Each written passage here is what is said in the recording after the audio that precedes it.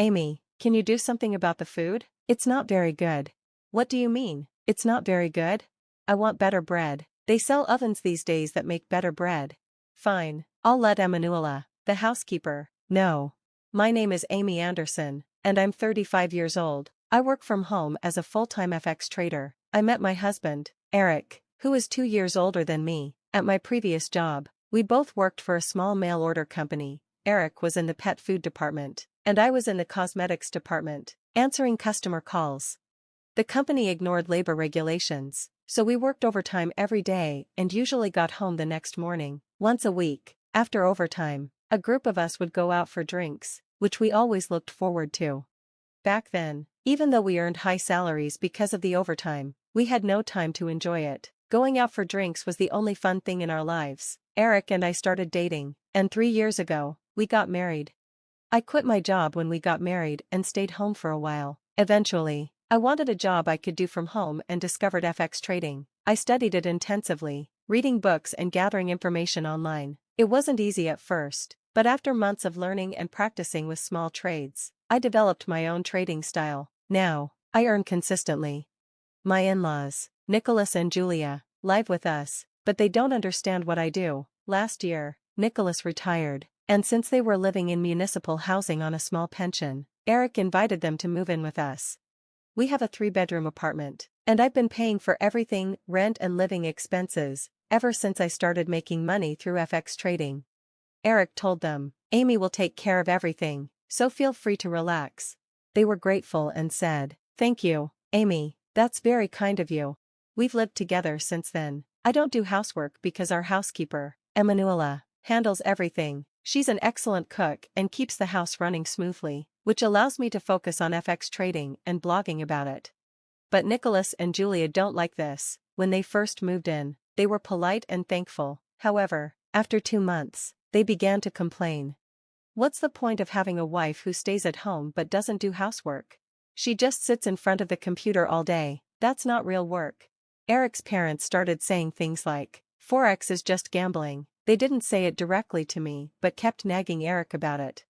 Since I've been covering all the rent and living expenses, Eric now has his entire salary to spend however he likes. He's become more extravagant in his fashion choices, wearing custom-made suits, carrying high-end bags, and sporting designer shoes. Eric, who loves fashion, was thrilled to be able to indulge in it and had no complaints about my FX trading. In fact, he used to defend me when his parents complained about it, but recently, his attitude changed. One day, Eric said, Amy, you're always in front of the computer, you don't wear makeup, and you're always in sweatshirts. It's so plain and boring. Do I really need to put on makeup and dress up when I'm just at home? I asked. That may work for you, but it's not good enough for me, he replied. Wait, what do you mean? Are you saying I'm not good enough for you just because I'm not dressing up? That's right. Don't you ever want to look nice for me so I can be more attracted to you? Be more attracted to me? You need me to dress up for that? Since that conversation, Eric started complaining about me to his parents. One evening, after dinner, I was about to go to the bathroom when I overheard a conversation in the living room. Eric, what's with Amy? She makes fun of us. Nicholas, she always makes us feel bad. Julia, that's right. She looks down on us because we used to live in municipal housing. Eric, yeah, I feel that way too. And the fact that she doesn't do any household chores feels like her way of saying, I'm different from you. Nicholas, she's just gambling to make money and acts so bossy about it. Anyone can do FX trading.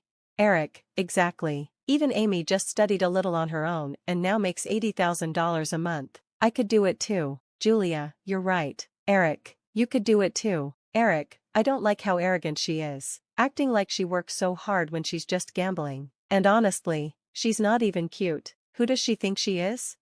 Though I work from home, Eric and I have always had breakfast together before he leaves for his job. He still works at the same company where we first met and often comes home late. Eric and I used to value having breakfast together as time for just the two of us, but lately, he's been avoiding it, saying things like, I'll just grab breakfast on the way. Seeing this, Julia smirked and said sarcastically, Eric's tired of you because you don't even fulfill your duties as a wife. That's what you get. Amy, what do you mean by duties as a wife, Julia? I asked. If you mean household chores, hasn't Emanuela done them perfectly? That's outdated thinking, I added. Outdated? Julia replied. In our family, we cherish good old customs. Your grandmother-in-law used to discipline me all the time. Discipline? What do you mean? Isn't it enough that the chores are done? I pay Emanuela well for it. This isn't about money, Julia snapped. Do you think bringing up money will shut me up? Just because you pay for all our living expenses, you shouldn't act so bossy and arrogant. Despite saying this, Julia spends a lot of money socializing with neighbors her age and buying expensive high-end bags. Nicholas also uses his entire pension for his golf hobby. New clubs and a golf bag are always by the front door. Meanwhile, I pay for all the rent and living expenses. I can't understand their attitude. Even though I question their behavior, they have nowhere else to live, so I put up with it for now. About a month after Eric stopped eating breakfast with me, he started going on more frequent business trips. He told me he was leading a new department at work and planning to import LEDs from Korea, so his trips to Korea increased.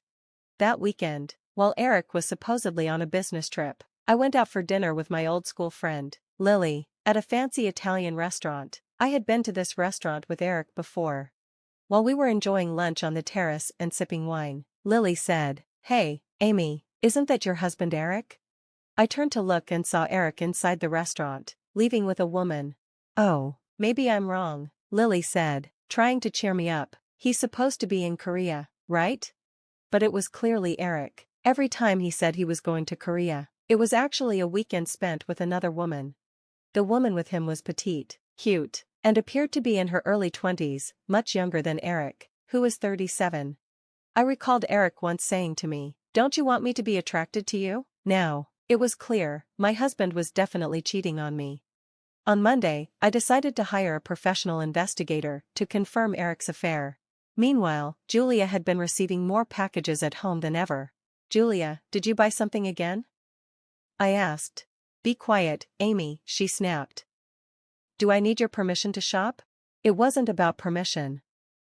Julia seemed addicted to online shopping, especially buying high-end bags and jewelry.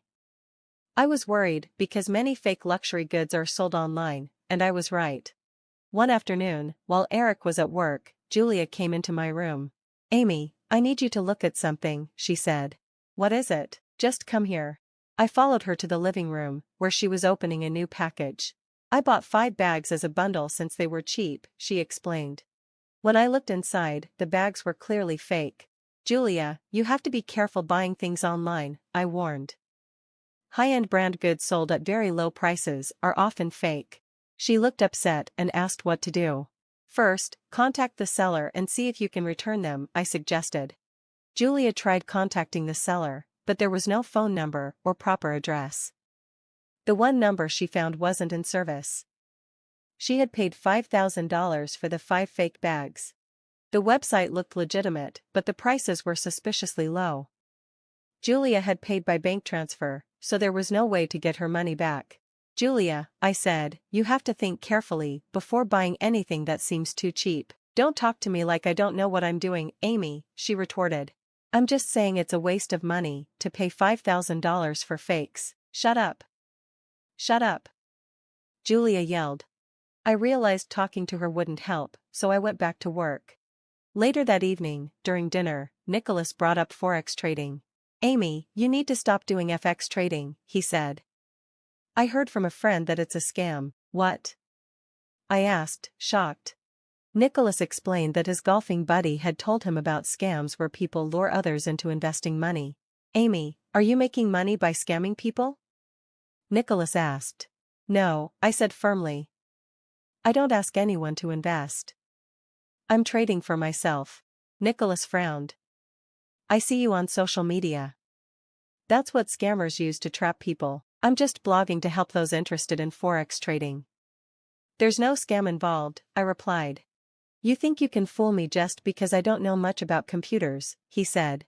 "No, I'm not fooling you," I insisted. Eric chimed in, saying, "Dad thinks it's a scam because you make it look so easy to make money." "Eric, I've explained this to you before," I said. "It's not easy at all. It takes hard work and study." "You just studied a little and started making a lot of money," Eric replied. "It must be easy." On Monday, I received the results of the investigation I had ordered. Eric was indeed having an affair. The other woman was a 25-year-old coworker who had joined the company after I left. She had accompanied Eric on multiple business trips to Korea. I took a few days to process the news. This affair would undoubtedly lead to a divorce. That evening, as Emanuela finished preparing dinner and left, Julia made an announcement. "Amy," she began, "we've had a family meeting, just Nicholas, Eric, and I, and we've decided we don't want you here anymore. We can live on our own now. I want you to leave." Eric wasn't home, and his absence told me everything I needed to know about his feelings. "Fine," I replied, calmly. That night, I packed my belongings and moved to a hotel. Shortly after, I filed for divorce, citing Eric's infidelity. The court awarded me alimony because of his cheating.